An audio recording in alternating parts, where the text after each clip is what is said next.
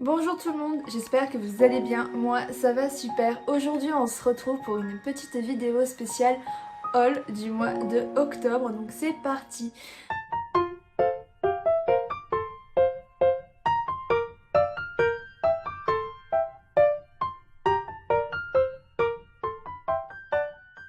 Donc ce mois-ci ça a été un mois assez léger on va dire par rapport aux autres hauls que j'ai pu faire. Je trouve que c'est plus léger, j'ai 20 tomes, 20 mangas à vous présenter. C'est quand même beaucoup, ça représente à peu près 200 euros, on va dire entre 200 et 250 euros avec goodies que j'ai acheté en plus, etc. etc. Voilà, on est presque voilà, 250, 300 euros je pense. Donc je vais vous montrer tout ça. Donc en premier lieu je suis allée à Disneyland et Disneyland j'ai pas acheté grand chose hein, très clairement. J'ai acheté un magnète pour ma belle-mère, un porte-clés pour ma belle-sœur, un autre porte-clés pour mon copain. Et après je me suis acheté ma première petite peluche Big Fit voilà, de Simba qui coûte 30 euros. Je suis trop contente de commencer enfin ces peluches là qui sont impossibles à trouver sur le shop Disney. N'ayant pas de Disney Store près de chez moi, ben, je ne peux pas y accéder. Donc je suis contente. Je suis allée au parc le 11 octobre. Donc j'en ai profité pour le ramener. Et je viens de penser que j'ai oublié une peluche. J'ai acheté la peluche d'Halloween de Mickey spéciale 2020. Où il ressemble un peu à Astérix. Voilà, clairement c'est la référence du pantalon. Je la trouvais trop belle, elle était au prix de 23 euros. Donc je l'ai pris et c'est un objet de collection. Par contre cette peluche, elle garde son étiquette alors que Bibi Simba fait dodo avec moi, il est tout le temps avec moi, je suis trop contente. Et je repars au parc le 15 novembre et j'achèterai une autre peluche Big Fit à ce moment-là pour compléter ma collection. Je pense que comme j'ai acheté le pass annuel Magic Flex, je peux y aller 300 jours, donc j'ai largement le temps d'y aller. Et à chaque fois que j'irai à Disney, mon petit cadeau souvenir, ce sera une peluche Big Fit, tout simplement. Ensuite, je vais vous montrer la figurine que je me suis prise ce mois-ci. C'est celle-ci de Dr. Stone, voilà, elle est très jolie. Vraiment pas mal du tout, elle avait un petit socle mais je sais plus où je l'ai mis. Donc voilà, elle tient quand même comme ça, donc c'est très bien. Je suis très contente d'en avoir une parce que j'avais, là on peut voir dans le petit fond que j'ai la Nandoroid de Seiku, mais je n'avais pas en version comme ça. Ensuite j'ai pris des petites pop Marvel que en fait je pense jamais à montrer mes petites pop parce qu'on peut voir j'ai des pop à droite, à gauche, j'ai des figurines.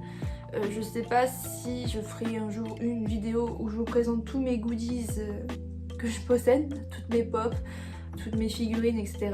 Je ne sais pas, mais bref pour l'instant je vais vous montrer mes dernières acquisitions. Donc on a la pop de Falcon qui provient de la série Falcon et le soldat de l'hiver. Voilà, je suis en train de finir de la regarder et c'est toujours autant une tuerie. J'aime toujours autant, mon perso favori c'est Falcon évidemment, je le surkiffe. Mais j'ai pas eu la pop que je voulais de base. Celle que je voulais de base c'était une exclusive Micromania, mais je l'avais vue un jour, je me suis dit oh tiens, et je me suis trop tâtée, je me suis dit non je la prendrai une prochaine fois. Et ben zut ta prochaine fois, bah, elle est plus disponible. Pour aller avec j'ai pris le soldat de l'hiver, Bucky. C'est la seule pop que j'ai de lui parce que les pop en fait en ce moment je revends presque toutes mes pop. Je n'arrive plus à trouver ça joli à part les pop Marvel ou Pokémon ou quelques Disney ou quelques animés qu'on peut voir. Sinon la plupart je ne supporte plus, c'est pour ça que j'en ai revendu quand même quelques-unes de ma collection. J'ai revendu mes Naruto, à part Kurama et Naruto qui mangent des ramen, sinon j'ai revendu tout le reste, j'ai revendu plein de pop Disney. Voilà, j'ai vendu quand même beaucoup de pop, mais les pop Marvel je trouve qu'elles sont vraiment très bien faites et que du coup je continue celle-ci en collection. Et je préfère avoir qu'un perso. Et la Doctor Strange de la série What If. Je n'ai jamais regardé cette série, faudrait que je m'y mette. Et la pop est juste trop sublime. Je voulais une pop de Doctor Strange, donc ben, c'est chose faite. Et si vous voulez savoir, j'ai 2 pop Spider-Man. Spider-Man est quand même un perso Marvel que je surkiffe. J'ai Iron Man, j'ai Captain America, j'ai Groot et je crois que c'est tout. Oui, c'est tout. Voilà, j'ai pas beaucoup de persos mais je cherche des pop qui me plaisent. Et j'adore une série de pop qui sort là, je sais pas si vous l'avez vu, la spéciale pain d'épices, elle est juste incroyable. Je veux trop la Spider-Man pain d'épices et peut-être la Captain America, mais la pain d'épices Spider-Man elle est trop belle. Voilà. Ensuite, maintenant, on va vous montrer les mangas. Alors, j'ai eu un petit goodies avec une nouveauté qui fait beaucoup parler chez Kazé. C'est tout simplement Kaiju numéro 8, donc avec un petit marque-page, voilà, tout joli, tout beau, le petit manga. Et en plus de ça, c'est par l'auteur de Pochi et Kulo, qui est un manga mais juste exceptionnellement trop drôle, qui est en 4 tomes, une série intégrale, qui est juste trop génialissime, que je vous conseille amplement. Donc si vous connaissez pas Kaiju numéro 8, MDR, c'est très clairement un manga qui a beaucoup été attendu en France, qui a beaucoup eu de surpub, de survente on va dire, tout le monde en parlait énormément. Moi j'ai lu un extrait, donc je suis à quoi m'attendre, j'ai vu la valeur, je sais plus le mot, la valeur, l'intérêt et voir à quel point en gros la série allait fonctionner, qu'elle avait un vrai impact et qu'elle avait du sens et que ça allait marcher, tout simplement. Et du coup, je me suis dit, on va l'acheter tout simplement et commencer cette petite série qui a l'air très drôle. Rien qu'avec l'extrait que j'ai lu, ça m'a fait rire, ça m'a donné envie de savoir la suite. Donc voilà. Et oui, je vais dire le résumé quand même, bah oui. C'est l'histoire de Kafka, je sais pas si ça se dit comme ça, qui est nettoyeur de Kenjin. Et oui, il a un travail très oublié on va dire, parce que tout ce qui est nettoyeur, éboueur, machin et tout, on n'en parle pas beaucoup. Mais là, dans ce manga, c'est bien de l'amener. Et en plus de ça, ce n'est pas un jeune héros, c'est un héros âgé qui est, bon pas âgé non plus, voilà, il a 30 ans, 32, je ne sais plus. Bon, il est dans la trentaine.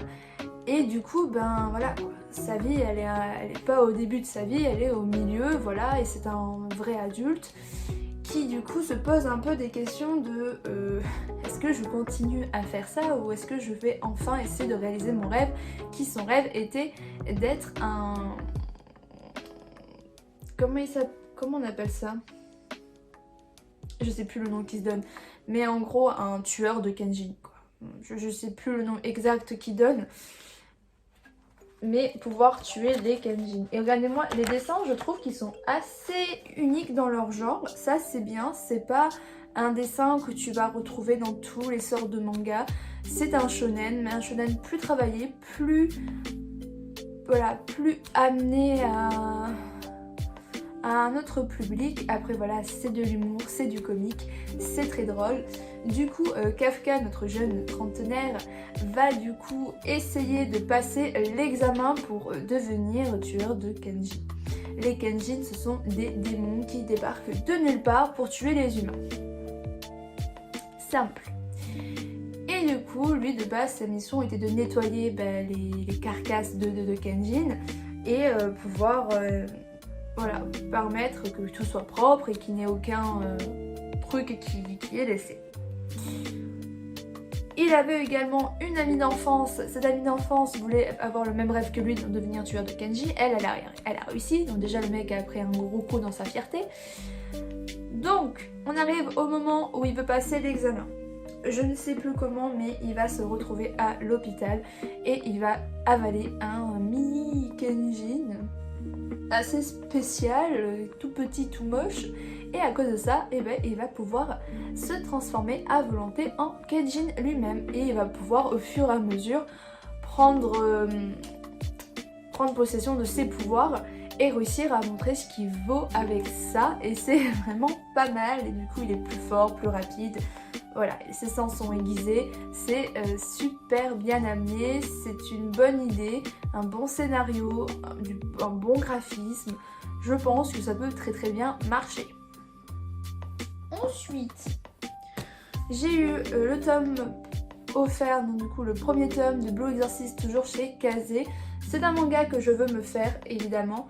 Après, le seul bémol dans ces trucs d'offre de acheter un offert, c'est que ce sont que des premiers tomes que tu vas offrir. Donc du coup, si c'est une personne qui veut acheter l'intégrale du manga, ben se retrouve un peu bloquée. Parce que par exemple, moi, Blue Exorcist, comme Colo Colo Basket que j'ai acheté le premier tome, ce sont des séries que je veux faire en entier.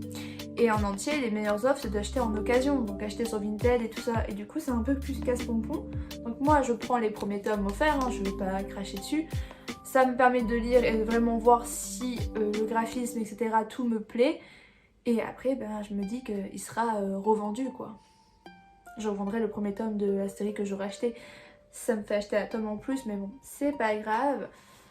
Sinon, je trouve vraiment que la cover est très belle, le derrière est très beau, les effets sont très jolis, les dessins ont l'air très beaux. Et après voilà, hein, c'est Blue Exorcist, je connais l'histoire.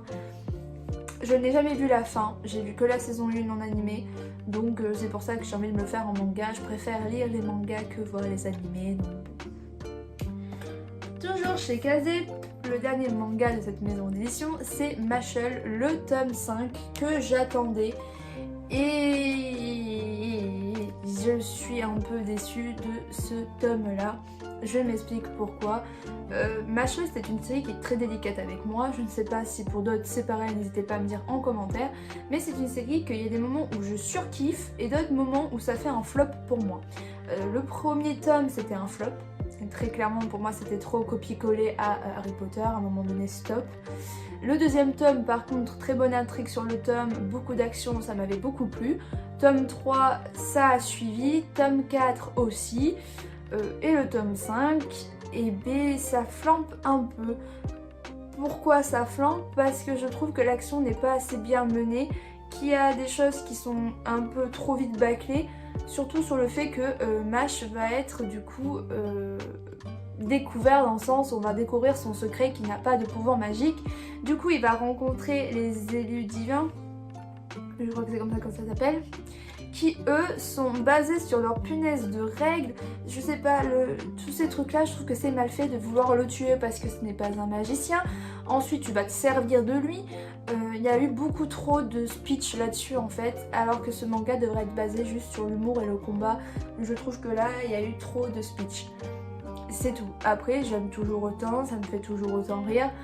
Le combat contre le mec qu'on voit ici, c'était simple, bien amené.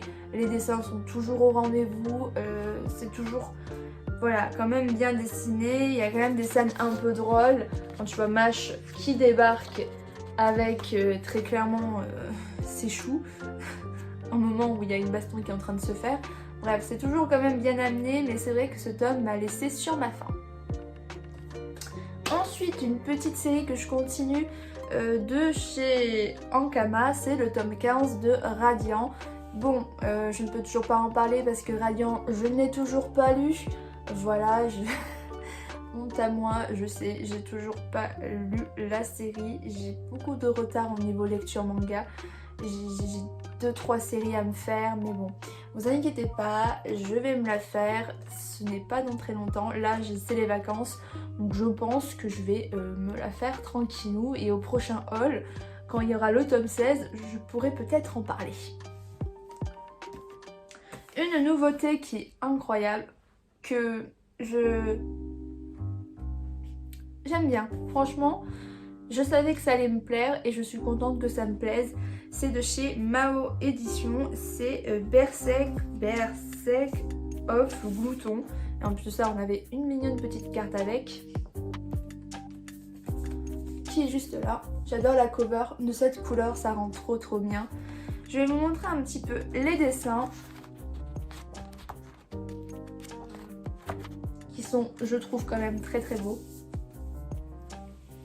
C'est l'histoire d'un jeune garçon qui est né avec une compétence, compétence de gloutonnerie. Et du coup, tout le monde se moque un peu de sa compétence, tout le monde s'en fout un peu royalement de lui. Il est du coup garde d'une tour, il est maltraité. Et à un moment donné, ça va le saouler et il va essayer de s'en sortir autrement. Un jour, une capitaine du coup de la garde, qui est un peu, on va dire un peu réceptive à son physique, va être gentille avec lui et va lui demander en gros de l'aider à faire la garde pendant que elle est occupée à faire autre chose. Il surveille et tout machin et là bim il se fait attaquer par un voleur et du coup il va sans vouloir le faire exprès en fait il va le tuer ce voleur et du coup sa compétence gloutonnerie va s'activer et va prendre en fait les compétences du voleur pour lui donner à lui. Et là il se dit tiens donc cette compétence est quand même très très utile finalement. Et du coup c'est de là où on va avoir un peu plus de péripéties qui vont se mettre en place. La fille va se rendre compte qu'il a de très bonnes compétences, elle va l'engager. Et au fur et à mesure, on voit un petit peu que sa compétence devient aussi un peu un fardeau dans le sens où il a de plus en plus faim. Mais réellement, il faut qu'il chasse, il faut tout le temps qu'il chasse des monstres pour récupérer la force vitale et la compétence, les forces de cet monstre pour alimenter du coup sa compétence de gloutonnerie. C'est un peu compliqué. Mais bon. Franchement, c'est une histoire que j'ai envie de suivre, que j'ai envie de voir un peu l'évolution, voir à quel niveau il peut être de sa puissance, parce que franchement, ça promet. Ensuite, on passe chez Delcourt Tokan avec un... c'est pas vraiment un isekai, un semi-isekai dont je vous ai parlé lors d'une vidéo. C'est Légende vivante, le tome 2, j'aime toujours autant, je trouve toujours ça mignon. Franchement, c'est pas mal, c'est pas mal du tout. Ce tome-là est très très marrant parce qu'on va rencontrer un dieu poulet. Voilà, ce tome va vraiment être basé dessus, sur comment vaincre les vampires grâce à un dieu poulet qui a le pouvoir du soleil. Voilà, à vous de juger un peu plus là-dessus. Mais sinon, si vous ne connaissez pas ce manga, c'est un peu un isekai, on va dire. En gros, c'est l'histoire de 3 amis qui, du coup, tu as un mage, un chevalier et un aventurier. Bref, qui vont se battre contre les démons dans un labyrinthe. Oui. Et le mage va rester à la fin en disant moi je n'ai rien à perdre, j'ai juste vous deux, vous avez votre femme, vos enfants, etc. Partez, moi je m'occupe des démons. Et au final il va passer plus de 10 ans dans ce donjon, pas labyrinthe, excusez-moi, dans ce donjon pour vaincre les démons, battre le roi des démons. Voilà, et il va ressortir 10 ans après, mais à cause d'une sorte de malédiction de surpuissance, il se retrouve rajeuni. Et du coup, personne ne sait que c'est lui, il a une statue à son effigie, il retrouve ses 2 potes, qu'il y en a un c'est chef de guilde, l'autre c'est le roi. Donc voilà, il se retrouve un peu perdu dans ce nouveau monde et il va devenir aventurier, suivre des aventures. Et là, dans ce tome, du coup, comme j'ai dit, c'est les vampires. Voilà, franchement, je conseille vraiment ce manga, c'est bien et ça se lit tranquille. Ensuite, on va parler de 4 mangas dont je vais vous parler un peu rapidement parce que j'ai fait une vidéo dessus. Bon, je ne sais pas quand c'est que je vais la sortir, mais une petite vidéo Mihan édition sur les 2 nouveautés qui sont sorties le mois d'octobre. Donc du coup, non, elles sont sorties fin septembre. Fin septembre, début octobre. Donc du coup, je vais vous montrer vite fait, mais je n'en parlerai pas. C'est My Elder Sister, le tome 1 et le tome 2. Et le tome 1 et 2 de Alem in the Fantasy World Ingion. Voilà. Ce sont celui-ci est un isekai, l'autre c'est juste un manga avec démons, frères et sœurs. Celui-ci c'est isekai version harem. Donc voilà. Je vais parler d'eux vraiment plus en détail, donc je vous insiste dès qu'elle sortira, à aller la voir pour plus d'informations. Ensuite, un petit manga qui c'est le premier que j'ai montré, oui. Un petit manga offert par mon copain pour notre anniversaire de couple. Je suis trop contente, je lui avais demandé, je l'ai eu. C'est Dans l'ombre de Crémy, le tome 3 de chez Kurokawa. Bon, honte à moi, je ne l'ai pas lu parce que j'ai déjà plein de trucs à lire. Mais voilà, j'ai trop hâte de savoir un peu la suite, de savoir comment évolue notre jeune héroïne qui est en train de se faire totalement laisser pour compte à cause de Crémy, hein, tout simplement, que Crémy est toujours là en train de lui voler ses contrats, etc. etc. Donc j'ai hâte, mais vraiment hâte de savoir ce que ça va donner. Surtout qu'en plus, c'est tellement beau. Mais de toute façon, je vous ai dit, là c'est les vacances, j'en profite pour lire. Toujours offert par mon petit copain, le tome 3 de Moi quand je me réincarne en slime. Comment vivre chez les bêtes. Je surkiffe toujours mon slime d'amour. Là je suis en train de me refaire l'animé. Je suis full slime. J'aime trop. J'ai trop hâte que le tome 17 y sorte. Et voilà, c'est trop bien. Je ne l'ai pas lu, mais je sais que ça va toujours être une tuerie comme les 2 tomes d'avant. Tout simplement. Ensuite, nous avons chez Kurokawa toujours chez Kurokawa en fait, les 2 que j'ai montrés c'était Kurokawa. Demon Slave, le tome 4, que par contre, oui, là j'ai lu. Évidemment, je suis une grande fan de ce manga. Je l'ai lu et là c'est mitigé. Je trouve qu'il y a quand même beaucoup plus d'ecchi que d'habitude. Là, franchement, d'habitude on est là, tu vois, là c'est un cran un peu plus au-dessus. C'est vraiment... Bon ben voilà, il faut bien sûr que je tombe sur une scène, comme d'habitude. Mais voilà, je vous montre un peu les dessins, sans avoir des scènes bizarres. Si vous ne connaissez pas Demon Slave, je trouve que quand même, il n'y a pas beaucoup de gens qui en parlent, c'est vrai, de ce manga. Alors que pourtant, je le trouve très bien. Je trouve les magnifiques petite cover qui est juste trop mignonne. C'est l'histoire tout simplement de femmes qui ont le droit d'avoir des pouvoirs en mangeant des pêches. Voilà. Et du coup, ce sont les seuls qui peuvent se battre contre les Mao. Me semble que c'est comme ça qu'on appelle les monstres. Pour sauver l'humanité tout simplement. Et du coup, dans la 7e escadron, on va voir qu'un garçon a été pris sous l'aile de la chef.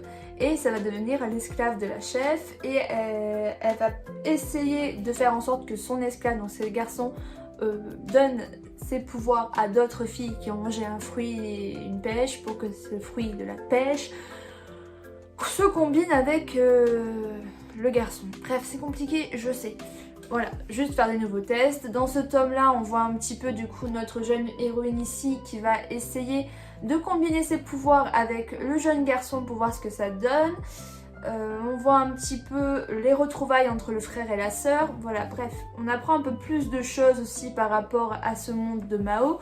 Voilà, c'est vraiment pas mal. Je trouve que c'est bien amené, c'est bien posé et pour moi, c'est une œuvre qui mérite quand même d'en parler. Ensuite, chez Kiun, un manga que j'ai pas encore lu, c'est Jujutsu Kaisen, le tome 11. En ce moment, je sais pas pourquoi, mais dès que j'ai un tome de Jujutsu Kaisen, il faut vraiment que je sois emballée à fond pour le lire. Sinon, j'ai pas la motivation de le lire.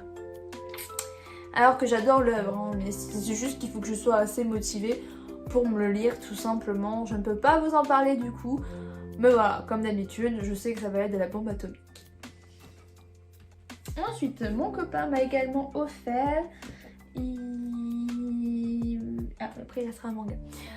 Il m'a offert le tome 34 et 35 de Fairy Tail. Grâce à lui, j'augmente un petit peu ma série Fairy Tail. Je crois qu'il me manque 12-14 tomes à peu près. Et j'aurai enfin l'intégrale de Fairy Tail. Mon dieu, c'est tellement dur d'avoir les 63 tomes. Tellement.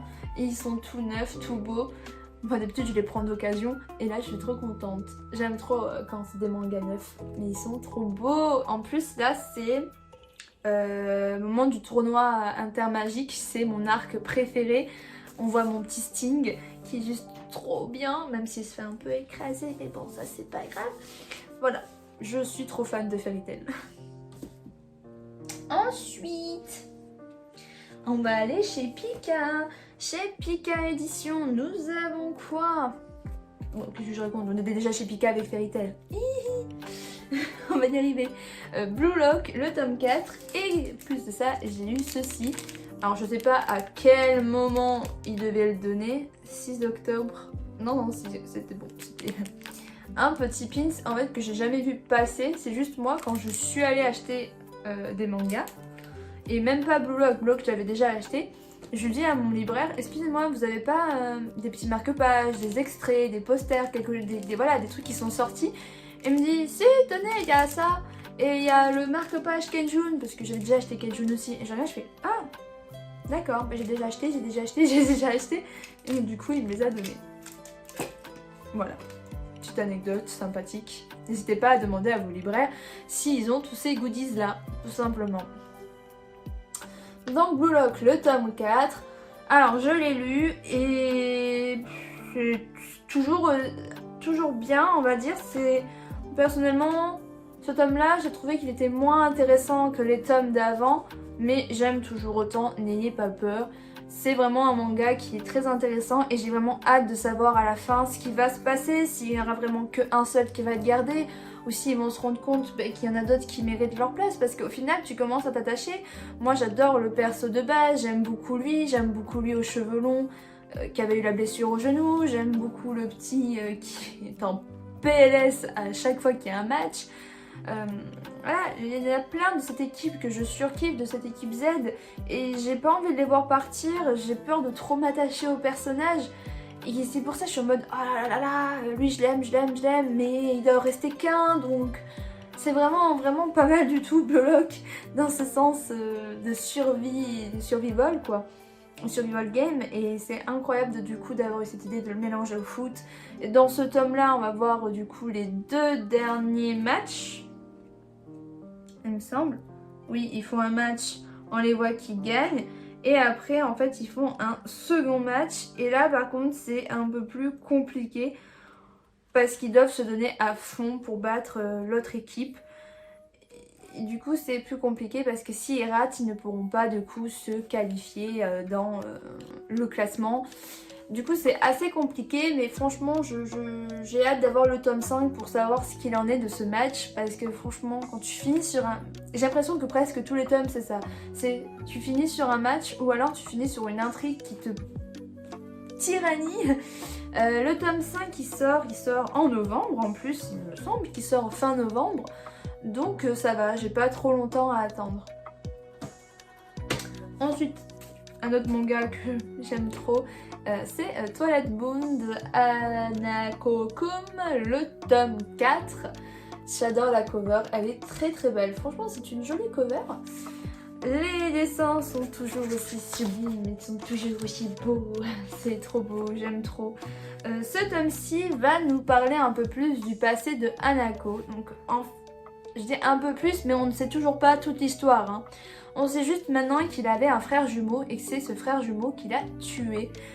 Et du coup, le frère jumeau, lui, a le pouvoir en fait un peu d'impliquer les vivants. En gros, il va apparaître devant les vivants pour résoudre leur... Non, pas les vivants, blablabla, je m'en mêle les persos. Envers les morts. Les morts vont venir le voir, tous ceux qui n'ont pas pu passer à l'au-delà vont venir le voir et lui demander d'exaucer un vœu en contrepartie de quelque chose. Et du coup c'est assez marrant parce que Hanako lui il fait avec les vivants et son frère jumeau fait avec les morts. Et du coup c'est comme ça qu'il crée des nouveaux mystères de cette école, des nouvelles rumeurs circulent et des fausses rumeurs bien sûr qui créent des nouveaux mystères et du coup ça casse un peu toute l'ambiance de l'école. Nos 3 amis doivent tout faire pour réussir, voilà. On a aussi notre jeune héroïne, je ne sais jamais plus son nom. Néné. Néné la pauvre se fait embarquer dans toute histoire envers devenir la princesse des poissons. Parce que c'est vrai que depuis la dernière fois qu'elle se transforme en poisson dès qu'elle est dans l'eau, ben voilà. C'est vraiment, c'est marrant, c'est drôle, c'est bien amené, c'est bien présenté. Franchement, j'ai hâte d'avoir la suite. Et le tome 5 sort aussi fin novembre. On est bientôt à la fin. Ouf. Toujours chez Pika édition, mais là on est dans l'édition Clamp avec le tome 3 de Sakura, chasseuse de cartes. Et celui-là je ne l'ai pas lu, je prends mon temps, vraiment pour le prix du manga je prends mon temps, je le savoure. C'est un manga comme je vous l'ai déjà dit les 2 dernières fois que j'ai acheté, que j'aime beaucoup, que c'est un manga d'enfance. C'est vraiment un bon souvenir de lire ça. Je trouve que c'est toujours mignon, réconfortant, doux. C'est voilà, c'est vraiment... Quand je le lis, je suis sur mon petit nuage et je suis tout tranquillo pépito. J'adore ce manga. C'est voilà, c'est... Voilà. Est-ce que je dois en dire plus? Non. Hop, dernier petit manga que mon chéri m'a offert, c'est le tome 2 de Black Mariage que j'ai lu. Bon, j'ai mis 2-3 jours quand même avant de le lire, mais quand je me suis mis à le lire, je peux te dire qu'en 20 minutes tout pété, c'était fini, c'était bâclé. Vu comment c'est petit et vu comment j'aime la série, je l'ai très vite lu. Alors, j'adore ce manga. De toute façon, oui, j'en ai parlé en plus dans une vidéo coup de cœur qui sortira bientôt. C'est vraiment un manga qui vaut le coup d'œil si tu aimes les shoujo, si tu aimes Soleil Manga, si tu aimes cette mangaka qui est Saki Okawa. C'est une tuerie comme d'habitude, c'est toujours bien amené. Donc voilà, ce tome 2 est mignon. On voit que notre jeune héroïne, eh ben, comment dire, elle assume ses sentiments à elle-même. Voilà, elle n'est pas encore au stade à le dire au mec. Mais voilà, elle apprend que potentiellement notre jeune héros serait en couple avec une actrice avec qui il joue. Donc elle est un petit peu jalouse. On va voir qu'elle va devenir figurante, qu'elle va la rencontrer. On voit un petit peu plusieurs petites scènes. On voit que lui, ça le fait rire, ce genre de situation. On voit qu'il est attaché à elle, tout simplement. Ils sont mignons quand ils se regardent. Franchement, je trouve vraiment que ce manga vaut vraiment le coup d'œil. Surtout que c'est un début de série, donc ça vaut le coup de le commencer quand ça vient de sortir. En avant-dernier, un de mes coups de cœur, mais réellement coup de cœur, Shoujo Isekai. C'est vraiment une pépite, je l'adore. J'ai hâte d'avoir le tome 3 qui sort hélas en décembre ou janvier, je ne sais plus. C'est trop mais trop bien. C'est donc Les Fées, Le Roi Dragon et Moi en chat.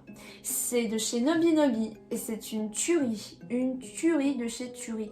Je suis tellement déçue que ce soit aussi fin le manga, très clairement, sachant que le prix est à 7,80€, 7,50€. Ça fait mal de payer très cher pour un truc aussi petit, mais bon, c'est voilà, je sais pas comment dire plus, mais quand tu vois juste ça, tu sais à quoi t'attendre, hein. J'en ai du coup parlé aussi dans ma vidéo coup de cœur. C'est vraiment une pépito de chez Pépito. C'est mignon, c'est joli, les dessins sont beaux, c'est bien amené, c'est trop mignon. La relation qu'il y a entre notre jeune héroïne et le roi des dragons, c'est trop mignon. J'ai tellement hâte qu'elle enlève ce punaise de bracelet et qu'elle se montre elle-même et qu'elle se montre plus en chat. Ça vraiment j'ai hâte pour que le roi il voit enfin que c'est celle qu'il a eu, parce que tout simplement il a eu un coup de foudre pour elle en fait. Donc du coup il est en mode ah je cherche la fille qui est trop belle machin nana et c'est elle. Voilà. Et en plus de ça ils ont une sorte de fusion, je sais plus comment ils appellent ça. Ils sont sur la même longueur d'onde et c'est trop mignon. C'est vraiment un bonheur. Bon après il y a tout ce qui est politique, tout ce qui est guerre entre les royaumes. Donc moi personnellement je m'en fiche un peu de ça. Moi ce que j'aime là-dedans c'est vraiment la douceur entre les personnages. Ils sont hyper attachants, c'est super mignon. Voilà. Mais sinon j'aime trop et j'ai hâte de voir la suite.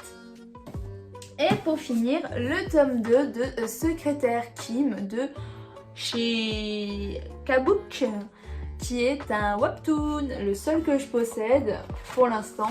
Je le trouve magnifique au niveau de la cover, de la couleur orange. Le premier tome c'était rose, maintenant c'est orange. Le tome 3 il sera en bleu. Donc je suis contente. J'en ai déjà parlé, en plus de ça, bientôt vous aurez une vidéo webtoon. Donc j'espère que vous apprécierez. Et dedans j'en parle plus en détail. Juste voilà, toujours un si bon tome, toujours aussi bien amené. j'aime toujours autant. Voilà. Donc j'espère que cette vidéo vous aura plu. Moi en tout cas, je suis hyper contente de vous avoir fait partager cette vidéo. Et je vous dis à la prochaine pour plein d'autres vidéos. Allez, ciao!